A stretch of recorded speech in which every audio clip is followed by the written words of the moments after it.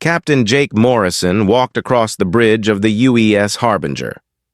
The ship was quiet except for the soft hum of engines and the beeping of computers. Jake liked it this way. Space was peaceful out here, far from Earth and the busy colonies. The Harbinger was one of the newest ships in the human fleet. It was big and strong, built to go places other ships could not. The metal hull was thick enough to handle radiation. The engines were powerful enough to push through gravity storms. Jake was proud to be its captain. Lisa Chen sat at her station, watching the communication screens. She had been working the night shift for 3 hours. Her job was to listen for messages from other ships or planets. Most nights were quiet. Ships talked to each other about cargo and weather. Nothing exciting ever happened. Then the alarm started screaming. Lisa jumped in her chair. Red lights flashed all over her station. The computer was picking up a signal, unlike anything she had ever seen. The sound was strange and desperate. It did not match any human ship codes. "Captain Morrison to the bridge," Lisa called over the ship speakers. Jake hurried to her station. "What do you have, Lisa?" "Sir, I'm getting a distress signal, but it's not from any human ship." Lisa's hands moved quickly over her controls. "The computer says it's alien. The signal is coming from the Vortex Nebula." Jake felt his heartbeat faster. First contact with aliens was something every human had dreamed about. Scientists had wondered for years if other intelligent life existed. Now they had their answer. "Can you decode the message?" Jake asked. Lisa worked for several minutes. Sweat appeared on her forehead as she tried different translation programs. Finally, words appeared on her screen. "Got it, sir." The message says, "They are from something called the Zelani Republic. Their ship has engine problems near the Vortex Nebula. They need help right away." Other crew members started arriving on the bridge. Chief Engineer Bobby Martinez came running from the engine room.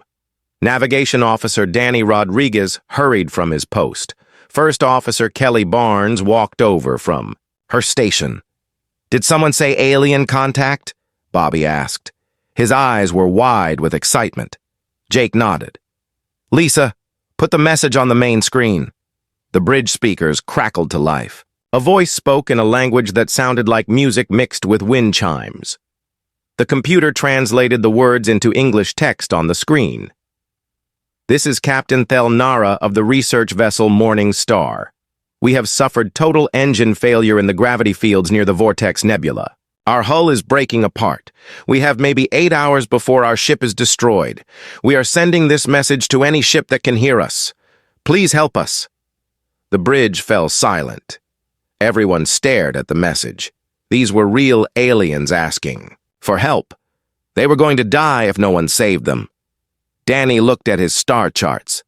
"Captain, the Vortex Nebula is in the dead zone. No civilization goes there. It's too dangerous." Jake knew about the dead zone. It was a part of space where gravity went crazy. Stars had exploded there long ago, leaving behind twisted space and deadly radiation. Most ships avoided the area completely. "How far away are they?" Jake asked. "About 12 hours at maximum speed," Danny replied. "But sir, getting there means going through some of the worst space conditions in the galaxy." Bobby shook his head. "The radiation alone would cook most ships, and the gravity storms can tear hulls apart like paper." Kelly stepped forward. "Sir, we should contact Earth Command. They need to know about this." Jake thought for a moment. Earth Command was weeks away by faster-than-light message. By the time they decided what to do, the alien ship would be space dust. "Lisa, are we getting any other signals? Any other ships responding to the distress call?" Jake asked. Lisa checked her instruments. "Yes, sir. I'm picking up transmissions from Galactic Council ships. They're ordering all vessels to stay away from the nebula. They say it's too dangerous for rescue operations." "Galactic Council?" Kelly asked. "We've never heard of them before." "Must be some kind of alien government," Bobby said. "If they won't help their own people, then who will?" Jake studied the star charts on the main screen. The Vortex Nebula looked like a purple and gold storm cloud in space. Lightning crackled between chunks of broken planets. Radiation levels showed as bright red danger zones.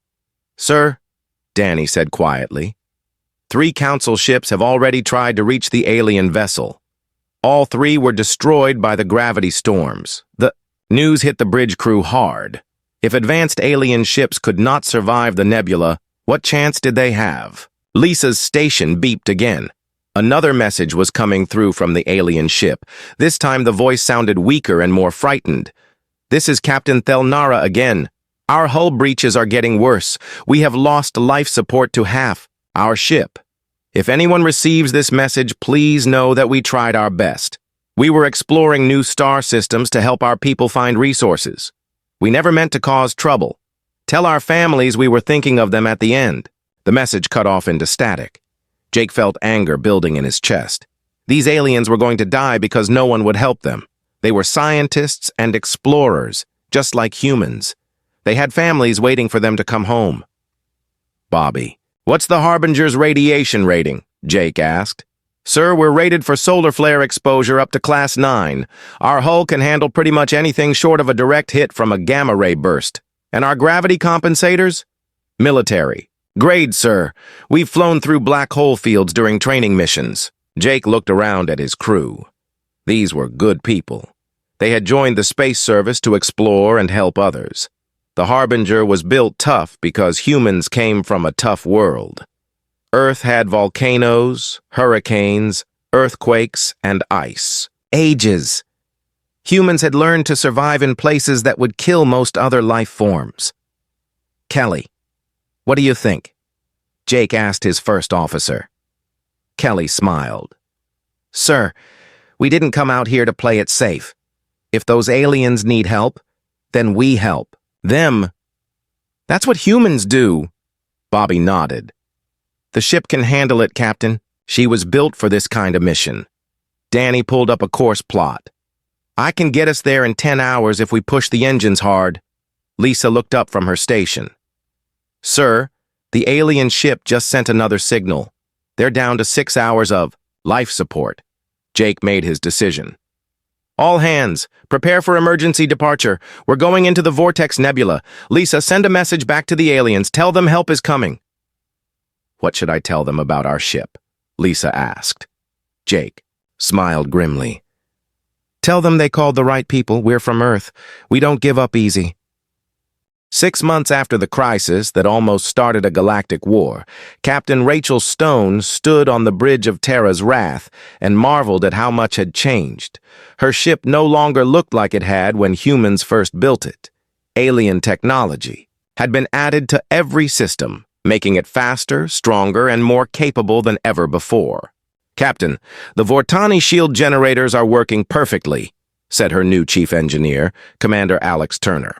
"And the Milani medical computers have reduced our healing time by 60%. Rachel nodded and looked at her mixed crew. Humans worked alongside aliens from 12 different species. They had learned each other's languages and shared their knowledge freely. What had started as fear and misunderstanding had become the greatest cooperation in galactic history. The medical mission to Milani Prime had been a complete success. Dr. Susan Grant worked with alien doctors to save millions of lives. The Titan class ships had delivered not just supplies, but hope to a dying world. "Dr. Grant to bridge," came Susan's voice over the communication system. "We've just received word from Milani Prime.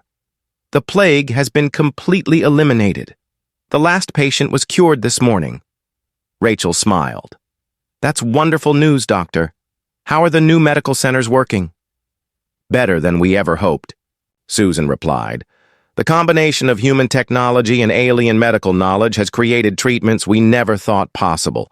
We're already working on cures for diseases that have plagued the galaxy for centuries." Admiral Lisa Barnes was in a meeting with the Galactic Council on the new diplomatic station that had been built where the first confrontation occurred. The station was a symbol of what different species could accomplish when they worked together. "Admiral Barnes, the Council has voted unanimously to accept humanity as a full member," said Admiral Kekstar, who now served as the Council's military coordinator. "But more than that, We want to adopt the human approach to problem-solving. Lisa looked around the council chamber. Representatives from dozens of alien species sat together, discussing plans for exploration and cooperation instead of territorial disputes and trade wars. "What do you mean by the human approach?" Lisa asked. "Building instead of destroying," said Ambassador Yelsina, whose people now lived on worlds that had been restored by human terraforming technology. When faced with a crisis, humans don't ask how to win, they ask how to help. President Patricia Coleman signed the Galactic Cooperation Accords in a ceremony broadcast to billions of beings across the galaxy. The document established new rules for communication, trade, and exploration that would prevent future misunderstandings. "Today marks the beginning of a new age," Patricia said to the mixed crowd of humans and aliens. "An age where our differences make us stronger, not divide us." But the real changes were happening in space, where mixed crews worked on projects that would have been impossible for any single species. Captain Danny Lee now commanded an exploration vessel with crew members from 8 different worlds.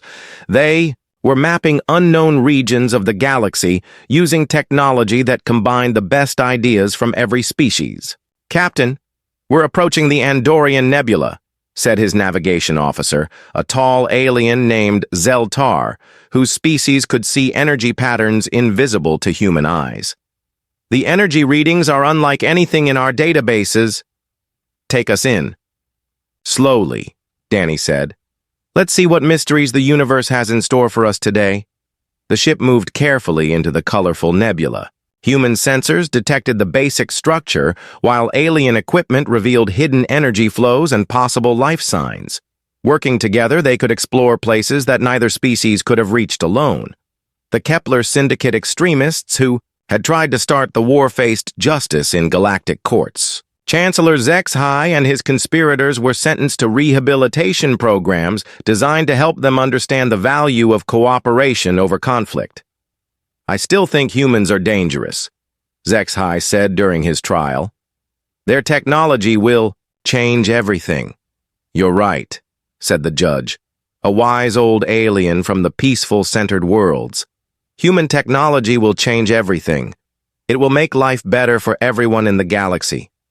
The judge was right. Human terraforming technology was restoring dead worlds. Human medical knowledge was saving lives across dozens of species. Human construction methods were building stations and habitats faster and better than ever before. But the most important change was in how different species thought about problems. Before humans arrived, the galaxy had been divided into competing groups, each trying to gain advantage over the others. Now, species worked together to find solutions that helped everyone. Dr. Karen Price had become the galaxy's leading expert on interspecies communication. She established new translation protocols that prevented the kind of misunderstandings that had almost caused disaster. "The key is not just translating words," Karen explained to a class of mixed human and alien. "Students, we have to translate ideas and intentions. Every species thinks differently, and that's something to celebrate, not fear." Captain Jake Morrison, who had started this whole adventure as a simple diplomatic escort, now commanded the first truly integrated galactic exploration fleet.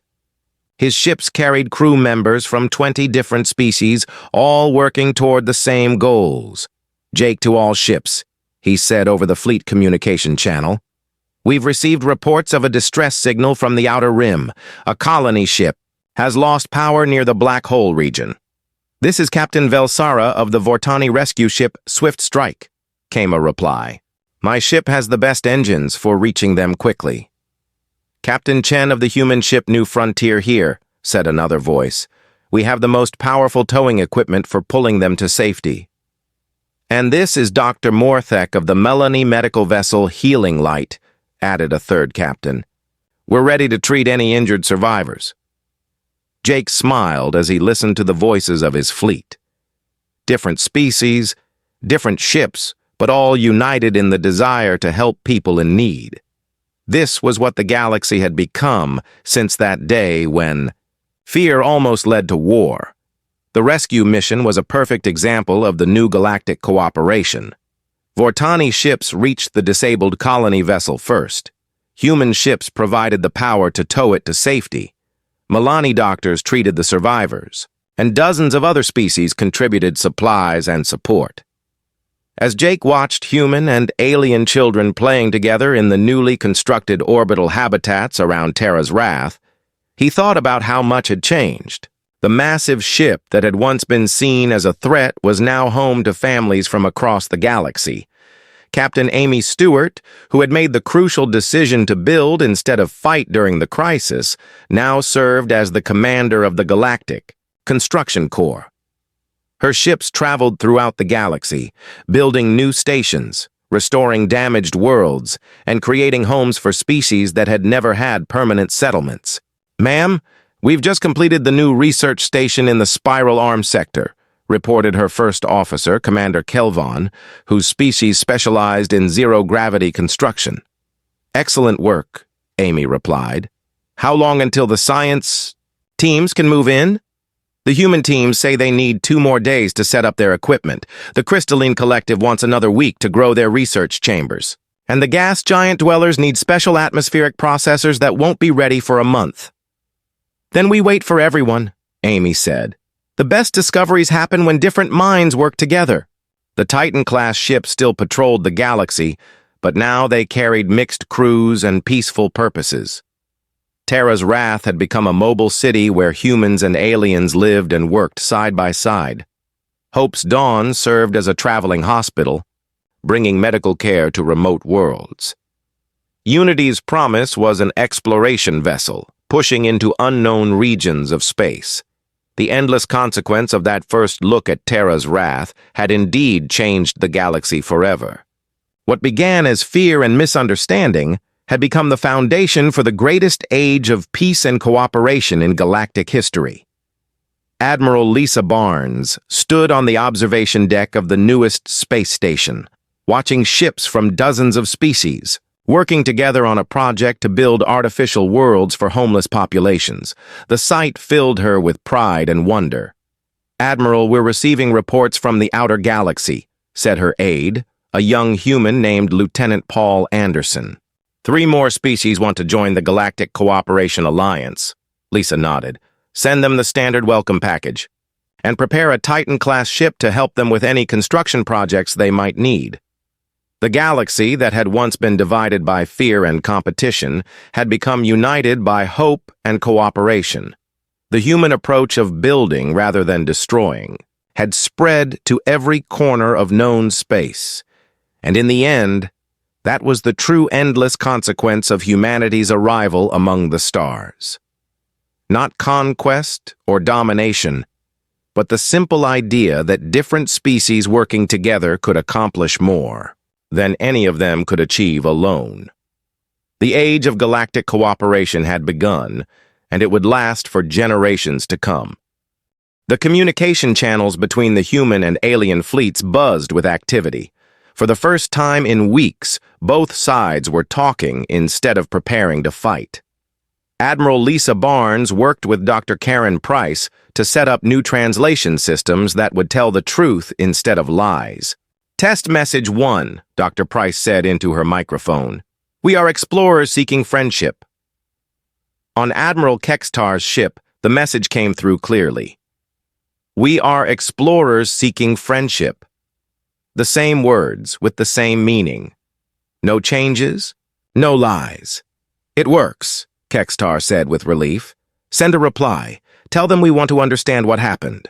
Captain Jim Parker, the chief engineer of Terra's Wrath, was nervous as he prepared to give the alien observers a tour of his ship. The aliens had asked to see the human vessel's systems, and Jim knew this was their chance to prove humans were peaceful. "Welcome aboard Terra's Wrath," Jim said, as the holographic link connected him to dozens of alien ships. "I'm going to show you what our ship really does." Jim started with the weapons that had scared the aliens so much. He walked up to a massive cannon that looked like it could destroy a city. "This is our main laser array," Jim said. "The aliens think it's a weapon, but watch this." He activated the laser and pointed it at a large asteroid floating nearby.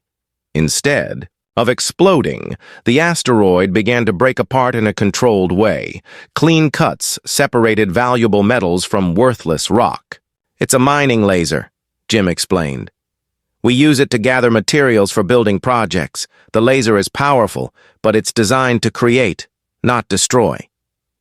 Admiral Kextar watched in amazement. His weapons experts had been wrong. The human ship's weapons were actually tools. Jim continued the tour, showing room after room of equipment. The troop quarters were actually family living spaces for colonists. The ammunition storage was full of medical supplies and food. The command bunkers were schools and hospitals. "Our ship carries 50,000 people," Jim said. "Most of them are farmers, doctors, teachers, and engineers. We have children on board. This is a city ship, not a warship." Agent Thelmon of the Vortani Intelligence Division was having the worst day of his career. His investigation into the communication problems had revealed something terrible. The translation errors were not accidents. Someone had been changing the messages on purpose. "Show me the evidence again," Thelmon said to his assistant, Agent Kerdal. Kerdal put the data on the screen. "Sir, the changes all came from the same source. Someone in the Kepler Syndicate has been altering human messages before they reach the Council." Thelmon felt sick. His people had almost started a war based on lies. "Who is responsible?" "The trail leads to Chancellor Zexhi's office," Kerdal said quietly. "But we need more proof before we can accuse him." "Then get me that proof," Thelmon ordered. "Fast." On Earth, President Patricia Coleman was in an emergency meeting with her military advisors. Reports from space told of alien fleets surrounding human ships. The situation looked very dangerous. "Madam President, we have 3 more Titan-class ships ready to launch," said General Frank Lopez. "Should we send them to reinforce our people?" Patricia looked at the reports again. The plague on Milani Prime was getting worse every hour. Millions of aliens were dying while humans and aliens pointed weapons at each other. "Yes, send the ships," Patricia decided, "but load them with medical supplies and food, not weapons. If we're going to help those people, we need to act now." "But ma'am, our people are in danger," General Lopez said. "Shouldn't we send warships instead?" "No," Patricia said firmly. "We're going to show the galaxy who we really are. Send the hospital ships." Admiral Kextar received word that more human Titan-class ships were coming. His first thought was panic. Reinforcements meant the humans were preparing for a bigger fight. "How many ships?" he asked his intelligence officer. 3 vessels, sir, all Titan-class. They'll be here in 6 hours. Kextar looked at the peaceful space station the humans had built. He thought about Captain Stewart's calm words and engineer Parker's honest tour. Maybe these new ships weren't coming to fight. "Keep watching them," Kextar ordered. "But hold your fire unless they attack first." The alien fleets waited nervously as the 3 human ships approached. The vessels were just as massive as Terra's Wrath, and they moved with the same quiet power. But something was different about them. Captain Chris Anderson commanded the lead ship, called Hope's Dawn. As his vessel came closer to the mixed human and alien fleets, he could see the tension in space. One wrong move could start the war everyone feared. "Captain, the alien ships have their weapons ready," said his tactical officer, Lieutenant Jane Foster. "Should we raise shields?" Chris looked at the peaceful space station floating between the fleets. Someone had chosen to build instead of fight. He would do the same. "No shields," Chris said. "Open our cargo bays instead. Let them see what we brought." The massive doors on Hope's Dawn slid open, revealing huge cargo holds full of medical equipment. The other 2 ships did the same. Tons of supplies floated in organized containers, all marked with medical symbols that any species could understand. Dr. Susan Grant's voice came over the radio. "Attention all ships. We have supplies for the plague victims on Milani Prime. Medical equipment, food synthesizers, and atmospheric processors. Any ship that wants to help save lives is welcome to join us. Ambassador Yeltsina, who represented the Milani Republic, almost cried when she heard the message. Her people were dying, and the humans had brought hope. Admiral Kextar, she said over the fleet communication channel. My people are suffering. These humans want to help them. Please, let them try. But not everyone wanted peace. Chancellor Zexai's aide, a young alien named Corvin, had been listening to all the communications. He belonged to a secret group that wanted to destroy humanity before they became too powerful. The humans are tricking everyone, Corvin whispered to his fellow conspirators. If we let them help the Milani, other species will trust them. We have to stop this now. Corvin made a decision that would change everything. He overrode his ship's weapon controls and fired a missile at Hope's Dawn. The missile streaked through space toward the human ship. Captain Chris Anderson had seconds to decide. He could fire back and start the war, or he could trust that the other aliens would stop their own rogue ship. Sir, incoming missile, shouted Lieutenant Foster. Should I return fire? Chris watched. The alien fleets around him. Would they protect him, or would they let him die? Admiral Kextar saw the missile launch and felt horror. All ships, target that rogue vessel. Stop that missile. Dozens of alien ships turned their weapons on Corvin's vessel. Laser beams and missiles filled space as the alien fleet tried to shoot down the attack on the humans. The missile exploded, just short of Hope's Dawn, destroyed by alien weapons defending the human ship. Corvin's ship was quickly surrounded and disabled by his own fleet. Captain Anderson looked at the alien ships that had just saved his vessel and crew. Thank you, he said simply over the radio.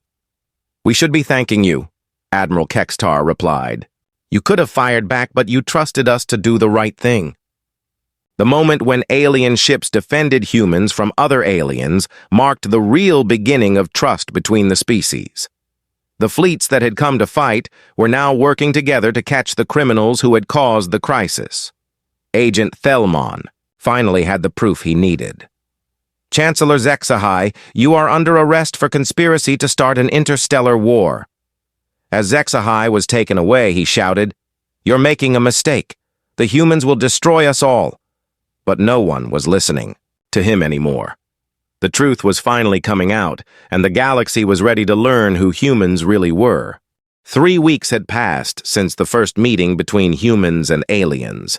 The talks were not going well. Every day, the situation got worse. Captain Ryan Foster looked out the window of his exploration ship called Frontier Spirit and saw something that made his heart sink. Dozens of alien warships blocked the path ahead. Captain, they're pointing weapons at us, said his weapons officer, Lieutenant Mark Taylor. His voice was calm, but Ryan could see the worry in his eyes. Ryan had been exploring space for 10 years. He had never seen anything like this. The alien ships were different shapes and sizes, but they all had the same message. Humans were not. Welcome here. Try to talk to them, Ryan said. Tell them we're just explorers. We don't want to fight. Lieutenant Sarah Kim worked at the communications station. She sent message after message to the alien fleet. This is the human ship Frontier Spirit. We come in peace. Please respond. But the alien ships just moved closer. Their weapons stayed locked on the human ship. Ryan knew he had a choice to make. He could fight his way through, or he could turn around and go home. Neither choice felt right. Far away on Terra's Wrath, Dr. Susan Grant was very busy in her laboratory. She had been working for days without rest. The plague on the planet Milani Prime was getting worse every hour. Millions of aliens were sick and dying. Susan's team was preparing the biggest medical mission in human history. Load another 1,000 medical kits into Cargo Bay 12, Susan told her assistant, Dr. Bob Williams, and make sure the food synthesizers are working. These people haven't eaten real food in months. The cargo holds of Terra's Wrath were filling up with supplies. Medical equipment, food makers, water purifiers, and atmosphere processors. Everything needed to save a dying world. The ship looked like a floating city of hope, but to alien spies watching from hidden ships, Terra's Wrath looked very different. They saw massive cargo holds being loaded with equipment. They saw the crew working day and night. To them, it looked like humans were preparing for invasion. "Look at this," said Spy Commander Veltar as he studied the pictures his agents had taken. "The humans are loading their warship with supplies. They're getting ready to attack." His assistant, Agent Morlin, looked at the same pictures. "But sir, those look like medical supplies. Maybe they're trying to help." Veltar laughed. "Help? Look at the size of that ship. Nobody builds something that big to help people. They build it to conquer people." The spy commander sent his report to the Galactic Council. Like all his reports, it made the humans look dangerous. He didn't care about the truth. He only cared about making the Council afraid of humans. Captain Danny Lee was having the worst day of his life. His ship, the cargo vessel Mountain View, had just arrived at mining station Alpha 7 to pick up metal ore. But instead of finding human miners, he found burning buildings and alien ships attacking the station. "Captain, the miners are under attack," said his security chief, Commander Lisa Brown. "The aliens are destroying everything." Danny didn't know that the alien ships belonged to Galactic Council peacekeepers. The Council had decided to build a monitoring post at the mining station. When the human miners said no, the peacekeepers decided to take the station by force. "Raise shields and charge weapons," Danny ordered. "We're going to help our people." The fight was short but deadly. Danny's ship was small, but it was fast and well-armed. The alien peacekeepers were not expecting a fight. When the shooting stopped, 3 alien ships were badly damaged and many aliens were hurt or dead. Danny rescued the human miners and left quickly. He didn't know that he had just attacked Galactic Council forces. To him, he was just protecting innocent people from raiders, but to the Council, Danny's attack proved that humans were violent and dangerous. The news spread quickly through alien space. Humans attack peacekeepers. Human ships destroy Council vessels. The invasion has begun. Ambassador Helen Ross sat in her office on the diplomatic station, trying to fix the growing problems. Every day brought new reports of trouble between humans and aliens, ships being stopped, fights breaking out, trust breaking down. "Send another message to the Council," Helen told her assistant, Captain Tim Parker. "Tell them we want to meet face to face. We need to clear up these misunderstandings." But Helen's messages were not reaching the right people. Chancellor Zexhi's intelligence service was reading all human communications. They changed the messages before sending them to the Council. When Helen asked for meetings, the aliens received demands for surrender. When humans offered help, aliens read threats of war. "Look at this latest human message," Zexhi told the Council. "They demand we meet with them immediately. They're giving us orders like we're already defeated." General Mordek hit the table with his fist. "I told you the humans were arrogant. They think they can conquer us with their giant ships." Ambassador Yeltsina read the message carefully. Something didn't feel right. "This doesn't sound like the humans we first met. Are you sure this translation is correct?" "Of course it's correct," Zexhi said quickly. "My best translators worked on this message." What the Council didn't know was that Zexhi had ordered his translators to make human messages sound threatening. He wanted war with humans because he was afraid of human technology. If humans joined the Council as friends, they might replace his people as the galaxy's most advanced species. On Terra's Wrath, Admiral Lisa Barnes was getting worried reports from all over human space. Ships were being stopped. Colonies were being watched by alien fleets. Some human captains were asking for permission to fight back. "Admiral, Captain Foster is reporting that alien ships are blocking the trade route to New Sydney," said her communications officer, Lieutenant Jenny Clark. "They won't let any human ships pass." Lisa looked at the star map on her screen. Red dots showed where alien fleets were gathering around human space. It looked like the aliens were preparing to attack. "Send a message to Earth Command," Lisa said. Tell them the situation is getting dangerous. We might need more ships. But Lisa's message was also intercepted by alien spies. When the aliens read about more human ships coming, they thought it meant invasion fleets were on the way. Dr. Karen Price worked late into the night, trying to understand why communication with the aliens was breaking down. She studied every message that had been sent between humans and aliens. Slowly, she began to see a pattern. Something's wrong with the translations, she told her computer. The alien responses don't match what we're sending them. Karen started checking the translation programs more carefully. What she found made her afraid. Someone was changing the messages. Human words of peace were being turned into alien words of war. But who was doing it? And why? As the days passed, more human ships found themselves facing alien fleets. More aliens were convinced that humans were preparing to attack. Both sides were getting ready for a war that nobody really wanted. Captain Jake Morrison finished another failed meeting with alien diplomats. Every time he tried to explain human intentions, the aliens seemed to get more angry and suspicious. He walked back to his ship wondering if peace was even possible. Behind him, Terra's Wrath continued its quiet work, loading supplies for the plague victims on Milani Prime. The massive ship was a symbol of human hope and compassion. But to the watching galaxy, it looked like a weapon of terrible destruction. The misunderstanding was growing deeper every day. Soon, it would be too late to stop what was coming. Admiral Kextar stood on the bridge of his flagship, watching the biggest war fleet in galactic history. Ships from 15 different alien worlds floated in space around him. The combined fleet had over 300 vessels, each one loaded, with weapons and ready for battle. All ships report ready for operation containment, said his communications officer, Lieutenant Zorhan. The young alien's voice was steady, but Kextar could see fear in his eyes. Kextar looked at the battle. Plan one more time. The attack would hit 3 human locations at once. They would destroy the giant human ships before the humans could use them to conquer the galaxy.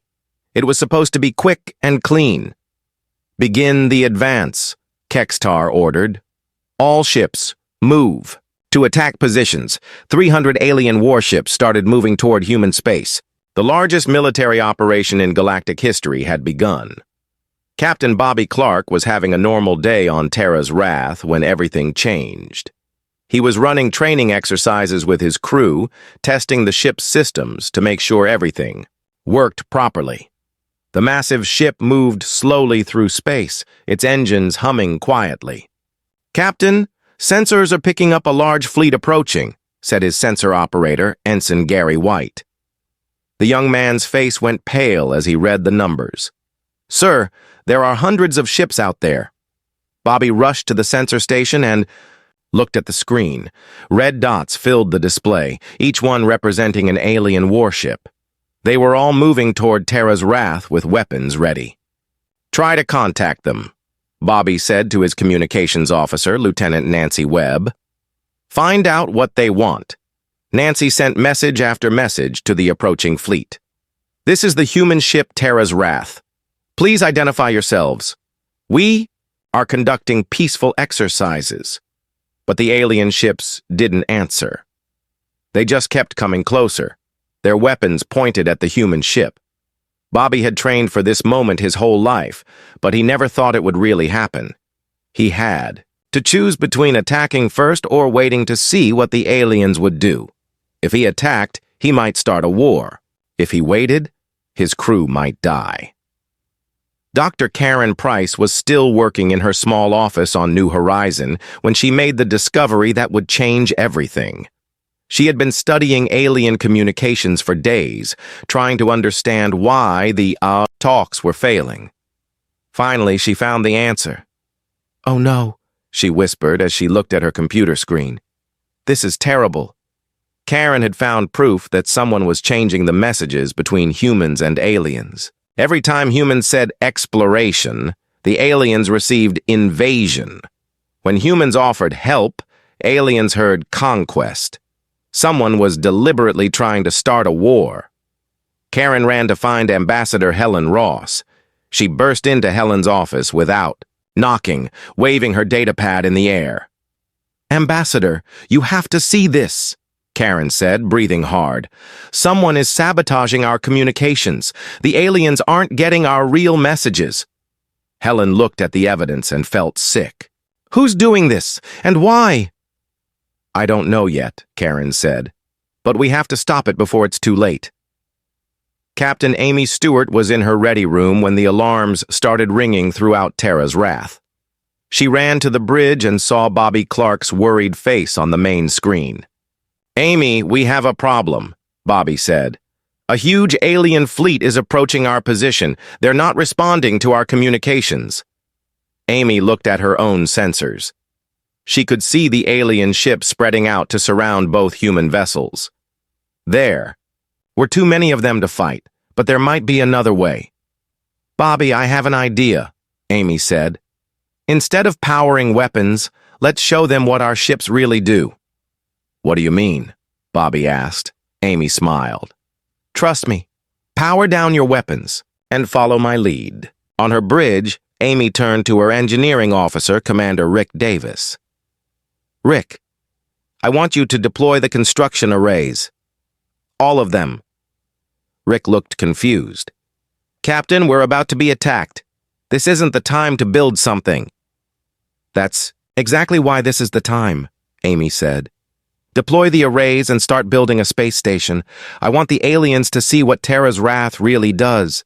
The massive human ship began to change. Huge mechanical arms extended from its hull. Construction beams shot out in all directions. Metal and plastic flowed from the ship's factories, forming the framework of a space station.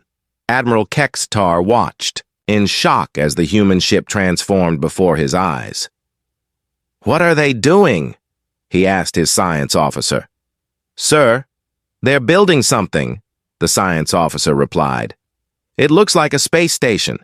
But why would they do that in the middle of a battle?" Kextar had prepared for many things, but not this. The human ship wasn't acting like a warship at all.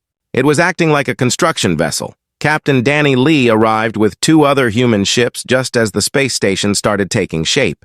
His ship, Mountain View, had been rushing to help Terra's wrath when the crisis began. "Captain Stewart, this is Danny Lee," he said over the radio. "What are your orders?" "Join the construction project," Amy replied. "Show them we're builders, not destroyers." Soon all the human ships were working together. Terra's wrath built the main structure while the other ships added living areas, power systems, and docking bays. In just 2 hours, a small space station floated where empty space had been before. The alien fleet stopped moving. Admiral Kextar stared at the readings from his science team. The human ships were creating habitable space, not preparing to destroy it. The energy signatures he had thought weapons were actually construction tools.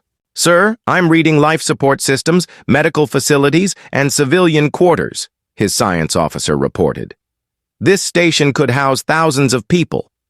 For the first time since the crisis began, Admiral Kextar began to doubt what he had been told about human intentions. Dr. Susan Grant's voice came over the radio from Terra's wrath. "Any alien ships that need medical assistance, we have doctors and supplies ready to help. Our medical bay is open to all species." The alien fleet remained in position, weapons still charged but no longer moving forward.